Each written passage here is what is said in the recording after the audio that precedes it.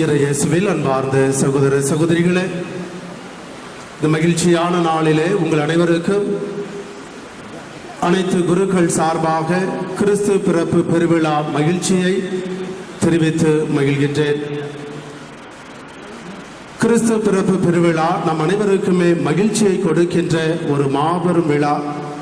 எனவே இந்த மகிழ்ச்சியான நாளிலே ஒரு நகைச்சுவையோடு இந்த பிரசங்கத்தை ஆரம்பிக்கலாம் என்று நினைக்கின்றேன். நான் தயவு செய்து எல்லாரும் சிரிக்கணும். ஜோக்கு முடிஞ்ச அப்புறம் இது என்ன ஜோக்கான்னு சொல்லக்கூடாது. ஒரு முறை நாத்திகர்கள் ஒரு சங்கத்தை கூட்டினார்கள். நாத்திகர்கள் என்பவர்கள் கடவுள் மீது நம்பிக்கை இல்லாதவர்கள். கடவுள் மீது நம்பிக்கை இல்லாத நாத்திகர்கள் அனைவருமே ஒரு சங்கமாக கூடி அவர்கள் கூட்டத்தில் ஒரு தீர்மானத்தை நிறைவேற்றுகின்றார்கள். கிறிஸ்தவர்களுக்கு என்று வருடத்திலே ஹாலிடே இருக்கின்றது. கிறிஸ்மஸ், ஈஸ்டர் என்று ஹாலிடே இருக்கின்றது. முஸ்லிம்களுக்கும் பக்ரீத் பண்டிகை, மொஹரம் என்று ஹாலிடே இருக்கின்றது. இந்துக்களுக்கு தீபாவளி என்ற ஹாலிடே இருக்கின்றது. ஆனால் நாத்திகர்களுக்கு என்று, கடவுளை விசுவாசம் கொள்ளாதவர்களுக்கு என்று ஒரு ஓய்வு நாள், ஹாலிடே, விடுமுறை இல்லை. எனவே நாம் அரசாங்கத்தை அணுகி நமக்கென ஒரு ஹாலிடேயை கவர்மெண்ட் தர செய்ய வேண்டும் என்று அவர்கள் முடிவெடுத்து ஆளுநரை சந்திக்கின்றார்கள். ஆளுநரை சந்தித்து ஆளுநரிடத்தில் முறையிடுகின்றார்கள். ஆளுநரே, இதோ கிறிஸ்தவர்களுக்கென்று கிறிஸ்துமஸ் ஹாலிடே இருக்கின்றது, முஸ்லிம்களுக்கு மொஹரம், பக்ரீத் என்று ஹாலிடே இருக்கின்றது, இந்துக்களுக்கு தீபாவளி இருக்கின்றது, எங்களுக்கென்று, விசுவாசம் இல்லாதவர்களுக்கென்று, கடவுள் மீது நம்பிக்கை இல்லாதவர்களுக்கென்று வருடத்திலே ஒரு நாள் கூட விடுமுறை இல்லை. எனவே நீங்கள் அரசியல் சட்டத்திலே நீங்கள் ஒரு மாற்றத்தை கொண்டு வந்து விசுவாசம் இல்லாதவர்களுக்கு, கடவுள் மீது நம்பிக்கை இல்லாதவர்களுக்கென ஒரு நாளை ஒதுக்க வேண்டும், ஒரு விடுமுறையை தர வேண்டும் என்று அவர்கள் கேட்டார்கள். ஆளுநர் பொறுமையாக கேட்டுவிட்டு சொன்னார், உங்களுக்கென்று ஒரு நாள் ஏற்கனவே இருக்கின்றது என்று சொன்னார். இவர்களுக்கு ஆச்சரியம். எங்களுக்கென்று எந்த நாள் இருக்கின்றது, எங்களுக்கு தெரியவில்லையே அப்படி என்று கேட்டார்கள். உடனே அவர் சொன்னார், ஏப்ரல் 1 உங்களுடைய நாள். ஏப்ரல் 1 என்னது? முட்டாள்களின் தினம். விசுவாசம் இல்லாதவர்கள் முட்டாள்கள் என்பதை இது நமக்கு சுட்டி காட்டுகின்றது. விவிலியமும் சொல்லுகின்றது பல இடங்களிலே, இறை விசுவாசம் இல்லாதவர்கள், இறைவன் இல்லை என்று சொல்லுபவர்கள் முட்டாள்கள் என்று. இன்னைக்கு நாம முட்டாளா அறிவாளியா? நாமெல்லாம் அறிவாளி, ஞானிகள். காரணம், நாம் விசுவாசம் கொண்டிருப்பவர்கள். நமக்கு விசுவாசம் இருக்கின்றது. நம்முடைய விசுவாசம் என்னவென்றால், கடவுள் நமக்காக பிறந்தார், கடவுள் நமக்காக பாடுபட்டார், கடவுள் நமக்காக இறந்து உயிர்த்தார் என்பது நம்முடைய கத்தோலிக்க திருச்சபையின் ஒரு மாபெரும் விசுவாசம். கடவுளே தம்முடைய மக்களுக்காக ஒரு குழந்தையாக பிறந்தார் என்பதாகும்.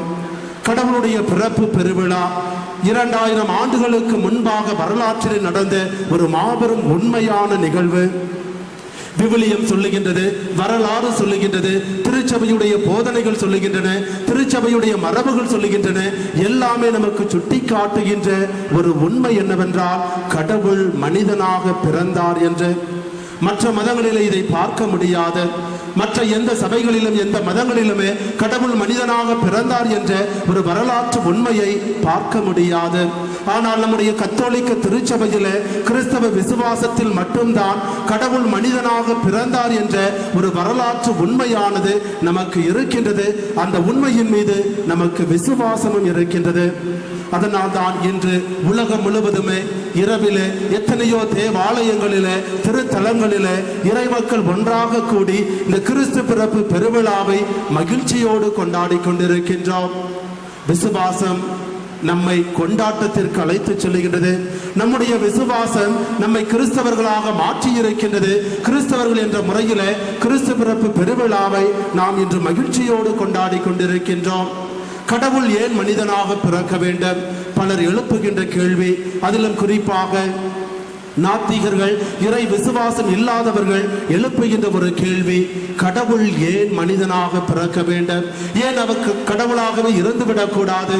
ஏன் அவர் வானத்திலே இருந்துவிடக்கூடாது? ஏன் மன்னகத்திலே ஒரு பெண்ணிடத்திலே வந்து அவர் குழந்தையாக பிறக்க வேண்டும் என்ற கேள்வி இருக்கின்றது. அன்பார்ந்த சகோதர சகோதரிகளே, விவிலியத்தின் அடிப்படையிலே பார்த்தோம் என்றால் இந்த கேள்விக்கு பலன் கிடைக்கின்றது, பதில் கிடைக்கின்றது. கடவுள் ஏன் மனிதனாக பிறக்க வேண்டும் என்றால் மனிதர்களை உயர்த்துவதற்காக, மனிதனுடைய ஆணவத்தை போக்கி, மனிதனுடைய அகங்காரத்தை போக்கி, மனிதனை பரிசுத்த நிலைக்கு உயர்த்துவதற்காக பரிசுத்தமான தேவன் மனிதனாக இந்த உலகத்திலே பிறந்திருக்கின்றார். அன்பார்ந்தவர்களே, மனிதர்களாகிய நம் அனைவருக்குமே வாழ்க்கையில் முன்னேற வேண்டும், வாழ்க்கையில் உயர வேண்டும், மென்மேலும் செல்வ செழிப்பை பெருக்கிக் கொள்ள வேண்டும், சொத்து சுகங்களை ஏற்படுத்திக் கொள்ள வேண்டும் என்ற ஒரு மாபெரும் ஆசை இருக்கும். அதே போல நான் தலைவராக மாற வேண்டும், எல்லா மக்களுக்கும் தலைவனாக இருந்து எல்லாரையும் ஆட்டி படைக்க வேண்டும், எல்லாரையும் என்னுடைய கட்டுக்கோப்புக்குள்ளே வைத்துக் கொள்ள வேண்டும் என்ற ஆசை இருக்கும். அந்த ஆசை ஆணவத்திற்கு இழுத்துச் செல்லுகின்றது, அகங்காரத்திற்கு இழுத்துச் செல்லுகின்றது. ஆதி ஆகமத்திலே பார்க்கின்றோம், ஆதாம் ஏவாளுக்கு இந்த அகங்காரமும் ஆணவமும் இருந்தது. தாங்கள் கடவுளை போல மாற வேண்டும் என்று அவர்கள் ஆசைப்பட்டார்கள். கடவுளை போல மாற வேண்டும் என்பதிலே தவறு கிடையாது. ஒவ்வொரு மனிதனுமே கடவுளை போல மாற வேண்டும். எப்படி என்றால், கடவுள் பரிசுத்தராக இருப்பது போல, கடவுள் இரக்க நிறைந்தவராக இருப்பது போல நாமும் பரிசுத்தராக இரக்க மிகுந்தவராக மாற வேண்டும் என்பது கடவுள் நமக்கு கொடுக்கின்ற அழைப்பு. ஆனால் ஆதாமும் ஏவாளும் எப்படி கடவுளாக மாற வேண்டும் என்று நினைத்தார்கள் என்றால், கடவுளை போல வல்லமை படைத்திருக்க வேண்டும், கடவுளை போல ஆற்றல் கொண்டிருக்க வேண்டும், கடவுளை போல எல்லாவற்றையும் படைக்கின்ற, எல்லாவற்றையும் அளிக்கின்ற சக்தி எங்களுக்கு வேண்டும், நாங்கள் கடவுளுக்கு நிகராக இருக்க வேண்டும், கடவுள் எங்களுக்கு பணிய வேண்டும் என்று அவர்கள் ஆணவத்தோடு அகங்காரத்தோடு செயல்பட்ட காரணத்தினால்தான் பாவம் இந்த உலகத்திற்கு வந்தது. அந்த பாவத்தின் காரணமாக அழிவு இந்த உலகத்திற்கு வந்த பொழுது கடவுள் தம்முடைய ஒரே மகன் இந்த உலகிற்கு அனுப்பி அந்த ஆணவத்தை போக்கவும், அந்த அழிவிலிருந்து மனிதனுக்கு விடுதலையை கொடுப்பதற்கு தானே ஒரு குழந்தையாக இந்த உலகத்திலே பிறந்திருக்கின்றார். அதுதான் கடவுளுடைய பிறப்பு. கடவுள் எல்லாவற்றையும் விட்டுவிட்டு, தன்னுடைய இறை இயல்பை விட்டுவிட்டு மனித இயல்பை ஏற்றுக்கொண்ட ஒரு மாபெரும் திருவிழாதான் இந்த கிறிஸ்து பிறப்பு பெருவிழா. மனிதர்களாகிய நாம் கடவுளாக மாற ஆசைப்பட்டு கொண்டிருக்கின்றோம்.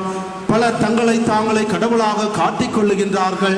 வாக்கு தத்தங்களை கொடுத்து, வாக்குறுதிகளை கொடுத்து, நான் கடவுளுடைய பிரதிநிதி, கடவுள் எனக்கு பல காரியங்களை வெளிப்படுத்துகின்றார் என்று போலி இறை வாக்குகளை உரைத்து கொண்டு கடவுளாக மாறிக்கொண்டிருக்கின்ற வேளையிலே கடவுளுடைய ஸ்தானத்திற்கு நான் இருக்க வேண்டும், கடவுளை போல நான் எல்லா ஆற்றலையும் பெற்றிருக்கின்றேன் என்று தங்களை தாங்களே புகழ்ந்து கொண்டிருக்கின்ற வேளையிலே கடவுள் தம்முடைய தன்மையை விட்டுவிட்டு, தம்முடைய இறை இயல்பை விட்டுவிட்டு ஒரு சாதாரண மனிதனாக, நானும் ஒரு மனிதனாக வாழ வேண்டும், மனிதர்கள் மத்தியிலே மனிதர்களோடு மனிதனாக நான் வாழ்ந்து அந்த மனிதர்களை மீட்க வேண்டும் என்பதற்காக ஒரு குழந்தையாக பிறந்திருக்கின்றார். அன்பார்ந்த சகோதர சகோதரிகளே, பிலிப்பியருக்கு எழுதிய 2வது திருமுகம் 6-7 வசனங்களிலே தூய பவுலடியார் அழகாக சொல்லுகின்றார், கடவுள் தன்மையை விட்டுவிட்டு தம்மையே வெறுமையாக்கி அவர் மனிதரானார் என்று. கடவுள் தம்முடைய இறை இயல்பை விட்டுவிட்டு தம்மையே முழுமையாக வெறுமையாக்கி ஒரு சாதாரண மனிதனாக மாறியிருக்கின்றார். ஒரு சாதாரண குழந்தையாக பாதுகாப்பற்ற சூழலிலே ஒரு மாடடை குடிலிலே அவர் பிறந்திருக்கின்றார். எதற்காக பிறக்க வேண்டும்? அது விவிலியத்திலே பார்க்கின்றோம். கொரிந்தியருக்கு எழுதிய 2வது திருமுகம் 8வது அதிகாரம் 9வது வசனத்திலே தூய பவுலடியார் அழகாக சொல்லுகின்றார், அவர் செல்வராய் இருந்தாலும் உங்களுக்காக ஏழையானார். நீங்கள் செல்வராக மாறும் பொருட்டு, உங்களை செல்வராக உயர்த்தும் பொருட்டு செல்வராக இருந்த கடவுள் ஏழையாக ஒரு மாடடை குடிலிலே பிறந்தார் என்று தூய பவுலடியார் அழகாக சொல்லுகின்றார். அன்பார்ந்த சகோதர சகோதரிகளே, நம்முடைய கடவுள் ஏழைகளின் கடவுள் சுட்டி காட்டுகின்றது. ஏழைகளாகிய நம் அனைவரையுமே செல்வந்தர்களாக மாற்றுவதற்காக, வளமையின் மக்களாக, ஆசீர்வாதத்தின் மக்களாக, ஒளியின் மக்களாக, மகிழ்ச்சியின் மக்களாக மாற்றுவதற்காக செல்வந்தரான கடவுள் ஏழையாக பிறந்திருக்கின்றார். அன்பார்ந்த சகோதர சகோதரிகளே, ஆண்டவர் இயேசு கிறிஸ்துவுடைய பிறப்பை ஒட்டிய நிகழ்ச்சிகளை நாம் தியானித்தோம் என்றால் எந்த அளவுக்கு கடவுள் ஏழைகள் மீது அன்பு கொண்டிருக்கின்றார், ஏழையாக பிறந்திருக்கின்றார் என்பது நமக்கு தெள்ள தெளிவாக சுட்டிக்காட்டப்படும்.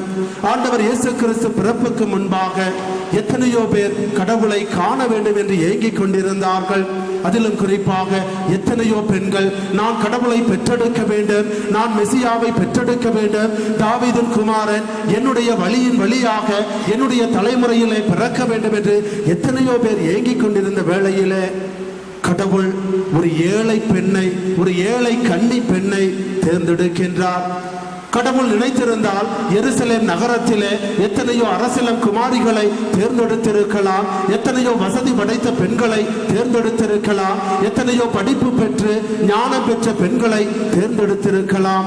ஆனால் எருசலேம் நகரத்தை, செல்வ செழிப்பு மிக்க நகரத்தை விட்டுவிட்டு ஒரு சாதாரண கிராமத்திலே வாழ்ந்த மரியாள் என்னும் ஏழை பெண்ணை தேர்ந்தெடுக்கின்றார்.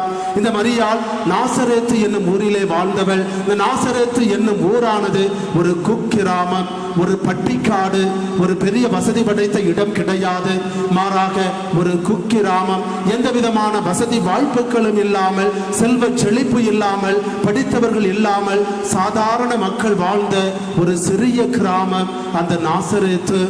அந்த இடத்தை தேர்ந்தெடுத்து அந்த இடத்திலே வாழ்ந்த ஒரு ஏழை பெண்ணை தேர்ந்தெடுத்து அந்த ஏழை பெண்ணின் வழியாக தன்னுடைய மகன் பிறக்க வேண்டும் என்று கடவுள் திருவுளம் கொண்டிருந்தார். அப்படி பிறக்கின்ற பொழுது தன்னுடைய மகனை பெற்றெடுப்பதற்காக மரியாளுக்கு ஒரு பெரிய மாளிகையை கடவுள் கொடுக்கவில்லை, பஞ்சு மெத்தையை கொடுக்கவில்லை. எந்த இடமுமே இல்லாமல் மரியாள் தவித்துக் கொண்டிருந்த பொழுது கடவுள் தம்முடைய மகனை பெற்றெடுப்பதற்காக கொடுத்த இடம் ஒரு மாட்டு தொழுவம். நாற்றம் அடிக்கின்ற மாட்டு தொழுவத்தை கடவுள் கொடுத்து அந்த மாட்டு தொழுவத்திலே தன்னுடைய மகன் பிறக்க வேண்டும் என்று கடவுள் திட்டம் தீட்டி இருக்கின்றார். எந்த அளவுக்கு ஏழைகள் மீது அன்பு கொண்டிருப்பார் என்றால் தன்னுடைய மகனும் ஒரு ஏழையாக பிறக்க வேண்டும் என்று சொல்லி ஒரு ஏழை கன்னிப்பெண் வழியாக ஏழை மாடடை குடிலிலே தம்முடைய மகனை பிறக்க செய்தார் கடவுள். இரண்டாவதாக பார்த்தோம் என்றால் இந்த ஆண்டவருடைய பிறப்பு செய்தியானது முதலாக அறிவிக்கப்பட்டது இடையர்கள். இடையர்கள் என்பவர்கள் சமுதாயத்திலே ஒதுக்கப்பட்டவர்கள். இந்த இடையர்கள் ஆடுகளோடும் மாடுகளோடும் வாழுகின்ற காரணத்தினாலே ஊருக்குள்ளே அவர்கள் வர முடியாது. விடுதலை பயண புத்தகத்திலே பார்க்கின்றோம், இடையர்கள் என்பவர்கள் ஊருக்கு ஒதுக்குப்புறத்திலே வாழ்ந்தவர்கள் என்று நாற்றம் எடுக்கின்றவர்கள், அழுக்கு உடை உடுத்துகின்றவர்கள், தங்களுடைய காலிலே செருப்பு அணியாத காரணத்தினால் புழுதியோடு காணப்படுகின்றவர்கள்.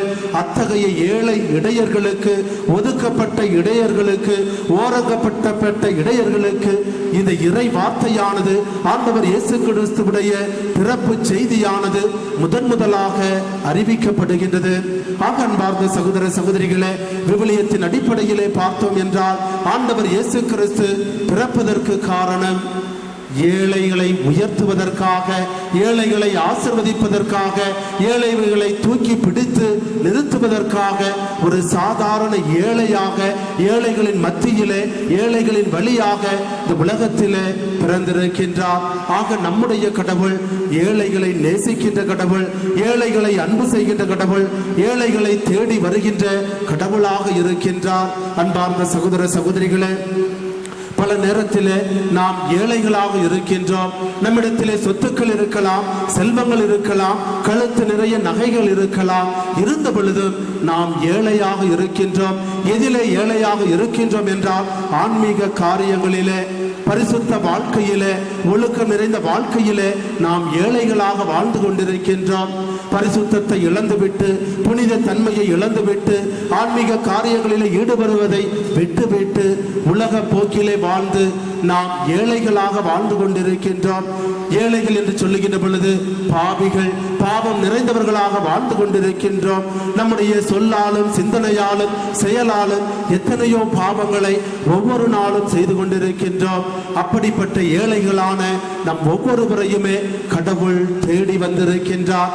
நமக்கு மீட்பை கொடுப்பதற்காக, நமக்கு புதிய வாழ்வை கொடுப்பதற்காக, ஒளி நிறைந்த வாழ்வை கொடுப்பதற்காக ஆண்டவர் வந்திருக்கின்றார். இன்றைய முதல் வாசகத்திலே பார்க்கின்றோம். இறைவாக்கினர் எசாயா அழகாக சொல்லுகின்றார், இதோ காரிருளில் நடந்த மக்கள் பேரொளியை கண்டார்கள் என்று. பாவம் என்ற கார் இருளிலே, பெரிய இருளிலே வாழ்ந்த மக்கள் மீட்பு என்ற ஒளியை கண்டு கொண்டார்கள். இதோ நமக்கான மீட்பு, நமக்கான ஒளி இதோ இந்த குடிலிலே பிறந்திருக்கின்றது. அந்த ஒளியை நாம் காணுகின்ற பொழுது நாமும் அந்த ஒளியாக, அந்த கடவுளாக மாற வேண்டும் என்ற அழைப்பை ஆண்டவர் நமக்கு கொடுக்கின்றார். எனவே அன்பார்ந்த சகோதர சகோதரிகளே, கிறிஸ்து பிறப்பு பெருவிழாவை கொண்டாடுகின்ற இந்த வேளையிலே கடவுள் நமக்கு கொடுக்கின்ற ஒரு மாபெரும் அழைப்பு, நான் உனக்காக பிறந்திருக்கின்றேன், உன்னை தேடி வந்திருக்கின்றேன், உனக்கு வாழ்வை கொடுப்பதற்காக, உன்னை மீட்டுக் கொள்வதற்காக, உனக்கு ஒளியை தருவதற்காக, நீ அனுபவித்துக் கொண்டிருக்கின்ற இருளை அகற்றிவிட்டு, துன்பத்தை அகற்றிவிட்டு மகிழ்ச்சி என்னும் ஒளியை உனக்கு கொடுப்பதற்காக நான் உன்னை தேடி வந்திருக்கின்றேன். நான் தேடி வந்து உன் மத்தியிலே வாசம் செய்து கொண்டிருக்கின்றேன். நீ என்னுடைய குரலுக்கு செவிகொடு, என்னுடைய வார்த்தைக்கு செவிகொடு, என்னுடைய வார்த்தையின்படி உன்னுடைய வாழ்க்கையை அமைத்துக்கொள் என்ற ஒரு மாபெரும் செய்தியை ஆண்டவர் நமக்கு கொடுக்கின்றார். எனவே அன்பார்ந்த சகோதர சகோதரிகளே, இறைவன் நமக்கு கொடுக்கின்ற இந்த அழைப்பை ஏற்றுக்கொண்டு ஆண்டவர் இயேசு கிறிஸ்துவுடைய பிறப்பு பெருவிழாவை நாம் அர்த்தமுள்ள விதத்திலே கொண்டாட வேண்டும் என்றால் நம்முடைய உள்ளத்தை கடவுளுக்கென அர்ப்பணிக்க வேண்டும். நம்முடைய ஆன்மாவை கடவுளுக்கென அர்ப்பணிக்க வேண்டும். கடவுள் ஏதோ மானுட குடிலில் மட்டும் பிறந்தால் போதாது, மாறாக நம்முடைய உள்ளத்திலே பிறக்க வேண்டும், நம்முடைய ஆன்மாவிலே பிறக்க வேண்டும். அப்பொழுதுதான் ஆண்டவர் இயேசு கிறிஸ்து இந்த உலகத்திற்கு கொண்டு வந்த மகிழ்ச்சி, சமாதானம் என்னும் கொடைகள் நம்முடைய உள்ளத்திலே தங்கு.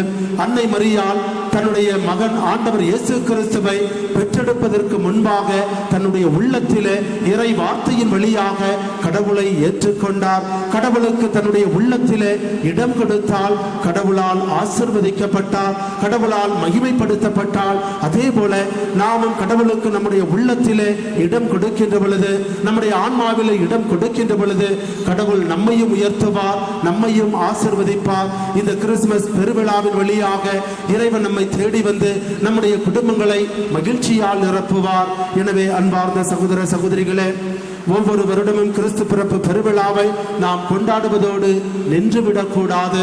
மாறாக நமக்காக பிறந்த கிறிஸ்துவை உள்ளத்திலே ஏற்றுக்கொள்ள வேண்டும், சிந்தனையிலே ஏற்றுக்கொள்ள வேண்டும், புத்தியிலே ஏற்றுக்கொள்ள வேண்டும், நம்முடைய செயலிலே கிறிஸ்துவை பிரதிபலிக்க வேண்டும். அப்படி பிரதிபலிக்கின்றவர்கள் தான் கிறிஸ்தவர்களாக வாழ முடியும்.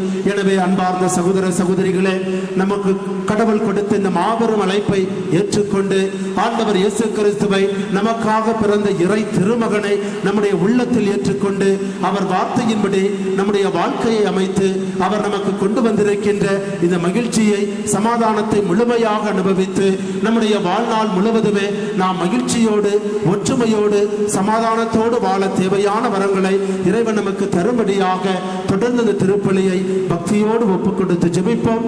நமக்காக சிறிய குழந்தையாக பிறந்திருக்கின்ற அற்புத குழந்தை இயேசு நம் ஒவ்வொருவரையும், நம்முடைய குடும்பங்களையும் ஆசீர்வதித்து நிறைவான மகிழ்ச்சியை நோக்கி வழி நடத்துவாராக. ஆமென்.